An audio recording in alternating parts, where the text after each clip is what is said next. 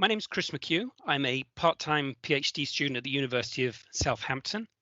The reason I was asked to do a short presentation about getting the most out of learning online is I'm in a slightly unusual position of, although I'm a student learning online, I also teach online. So I'm used to putting course materials together and working with students at both undergraduate and postgraduate level. So first of all, question number one, how do I make the most of my time when studying online? I think for me, my suggestion would be to sort of be prepared, because I think if you're in the face-to-face environment, quite often, I would say on average, students may come listen to the lecture, then subsequently look at the books and look at the readings, and the order is different learning online to get the most out of it. It helps enormously, in my opinion, if you can do the pre-reading in advance so that when you arrive in the lecture, you actually have the ability to lock on to the various concepts that are being presented, and then also follow up with questions directly. So one of the things I think you'll find online is the materials will be present, and your lecturers are likely to encourage you to come to the online sessions prepared and with questions. And I guarantee you, as a lecturer, it's the best thing in the world if you get questions from students. So I would encourage you to make the most out of that moment. The second question, what techniques do you recommend for making the most of online learning? Very similar to the first question. I think that one of the resources that changes is that your access to the physical library is not there.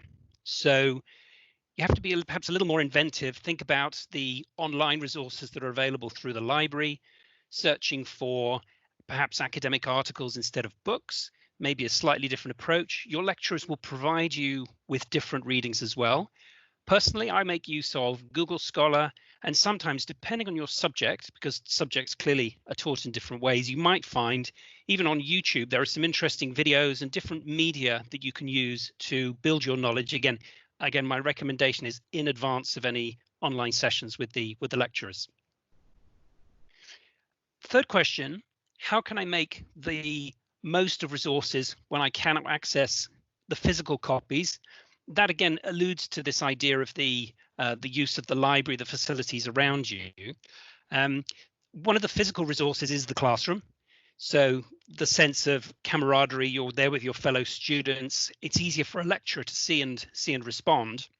And think about what works for you well in that context. I think anything you can do to bring the classroom into your home. Although we talk about studying online, the percentage of time you actually will spend in front of a PC screen or a television or whatever is quite limited.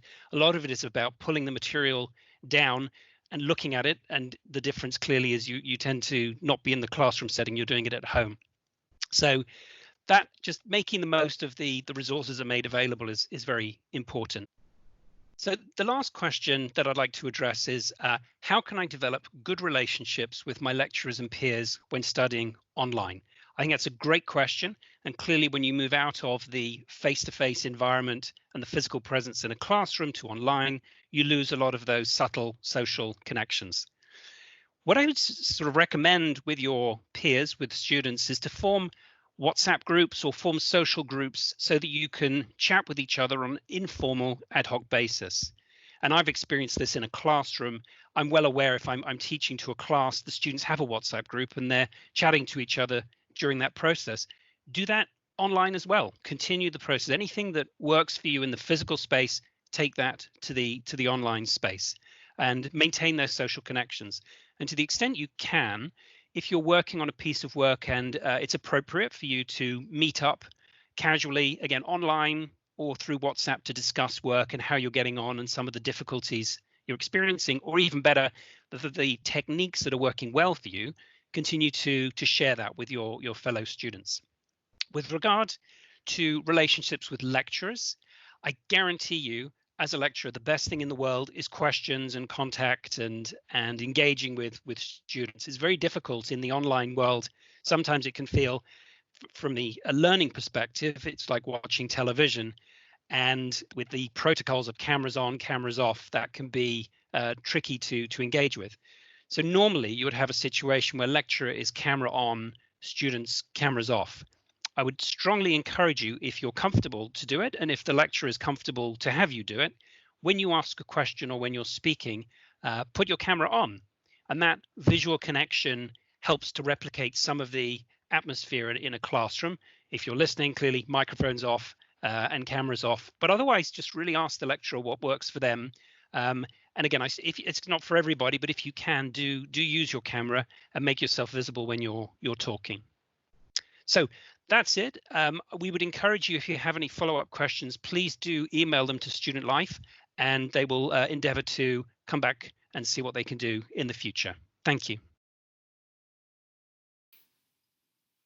Hi, my name's Lydia. I work in the Student Life Department at the University of Southampton, and I just want to take this opportunity to remind you that there is a lot of support available for you at the University of Southampton. If you're struggling, please do reach out to us because we can help.